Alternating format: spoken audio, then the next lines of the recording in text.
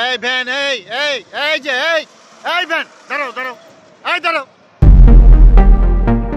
নিষেধাজ্ঞা থাকা সত্ত্বেও বিভিন্ন অজুহাতে ঢাকা-রিচা মহাসড়কে দীর্ঘ পথ পাড়ি দিচ্ছে ব্যাটারি চালিত অটোরিকশা। মহাসড়ক আসছেন কেন?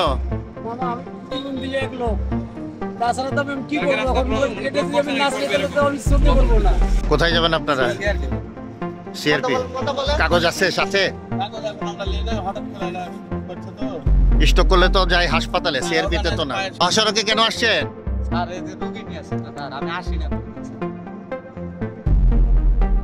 ঢাকা-আরিচা মহাসড়কে ব্যাটারি চালিত অটোরিকশা নিয়ন্ত্রণে হাইওয়ে পুলিশ নিয়মিত চেকপোস্ট বসিয়ে জরিমানা করছে। এরপরেও অনেক সময় বাধার মুখে পড়তে হচ্ছে পুলিশকে। রিকশা চালকরাও বিভিন্ন সময় অযৌক্তিক দাবি তুলে মহাসড়কে বিশৃঙ্খলা সৃষ্টি করছে বলে অভিযোগ রয়েছে।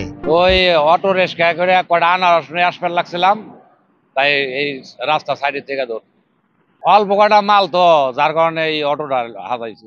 নিয়ম অমান্য করা হইতা বললে কি হবে, এটা করা সড়ক দিয়ে যাইতেছিলাম, স্যারের আটকে দিচ্ছে আর কি। ওটা নিষেধ, এটা আমরাও জানি, তারপরেও আমরা আসি, আমাদের দোষ এটা, এই জন্য আমরা স্বীকার করি। কারণ হাইওয়েতে 3 হুইলার চলা বা ব্যাটারি চালিত গাড়ি চলাচল নিষেধ, তারপরে আমরা আসি, এটা আমাদের ব্যর্থতা। স্যার আমরা তো গরিব মানুষ, ভাড়া মারি টাকার লোভেই আসি, তাছাড়া তো অন্য কিছু না। মহাসড়কে অটোরিকশা চলতে না দেওয়ার বিষয়টি ভিন্ন দৃষ্টিতে দেখছেন শ্রমিক নেতা ও জনপ্রতিনিধিরা। বিভিন্ন সময় যানজট ও দুর্ঘটনার কারণ হিসেবেও ধীরগতির এ যানবাহনকে দায়ী করছেন তারা। পাশে স্বল্প গতির গাড়িগুলো চলাচলের জন্য অবশ্যই বাই লেন বলেন আর সার্ভিস লেন বলেন, এই সার্ভিস লেন দেওয়া লাগবে।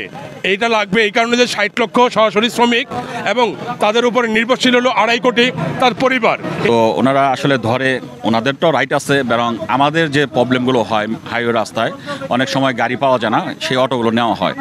আর অটোওয়ালারা আসলে কি করবে, তারাও তো পেটের দায়ে সংসার চালাইতে হয়, তাদেরও মেন রাস্তায় আসতে হয়। এখন তারা যে দাবিটি জোরালোভাবে বলতেছে, সেটা আসলে আমি মনে করি আমার কিংবা এইখানকার যিনি ওসি, এটা তার পূরণ করার ক্ষমতা নেই। এটা সরকার ক্ষমতা, এটা সরকারি ক্ষমতা। কারণ একটা হাইওয়ে রোডে অটো চলার পারমিশন একজন ওসি কোনোভাবেই দিতে পারে না। এটা সরকারিভাবে প্রজ্ঞাপনের মাধ্যমে, আমি বিশ্বাস করি সেটা প্রজ্ঞাপন জারির মাধ্যমে, সরকারি সিদ্ধান্তের মাধ্যমে এটা পাশ করে হয়ে আসবে।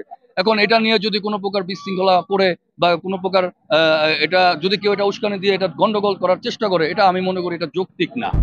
সাভার হাইওয়ে পুলিশ বলছে, মহাসড়কে অটোরিকশা নিয়ন্ত্রণে পুলিশের পাশাপাশি সর্বস্তরের জনগণকে এগিয়ে আসতে হবে। সচেতন হতে হবে চালক ও যাত্রী উভয়কেই।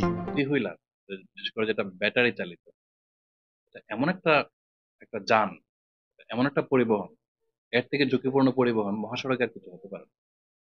প্রতিনিয়ত এইগুলোর জন্য দ্রুত গতির যানবাহনের গতি কমে যায়, যার ফলে অ্যাক্সিডেন্ট হয়, অ্যাক্সিডেন্টে মানুষের জীবন হানি হয়, অঙ্গহানি হয়, এটা হচ্ছে।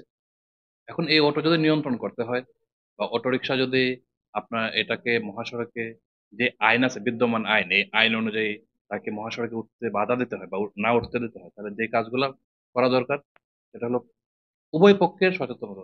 উভয় পক্ষের যারা আইন প্রয়োগকারী আমরা আছি, আমরা যেরকম এটাকে কঠোরভাবে ব্যবস্থা নিব, তেমনি যারা অটো চালায়, মালিক, শ্রমিক, ড্রাইভার, যারা প্রত্যেকে এটা সচেতন হওয়া দরকার আছে যে না, মহাসড়কে আমি যাবো না। কারণটা হলো এত পরিমাণ অটো, এত হাজার হাজার লক্ষ লক্ষ, আমার সারা বাংলাদেশে পুলিশই তো 2 লাখ, কয়জন পুলিশ মাঠে কাজ করে? তো এটা যদি তারা যদি সচেতন না হয়, তারা যদি সহযোগিতা না করে, তাহলে এটা অনেক কষ্টকর, অনেক কঠিন। ঢাকা-আরিচা মহাসড়কের মতো গুরুত্বপূর্ণ একটি সড়কে অটোরিকশা বন্ধে জরুরি ব্যবস্থা গ্রহণ না করলে আগামীতে যানজট ও দুর্ঘটনা প্রকট আকার ধারণ করবে বলে মনে করেন সচেতন মহল। তোফা সানি, গ্লোবাল টেলিভিশন, সাভার, ঢাকা।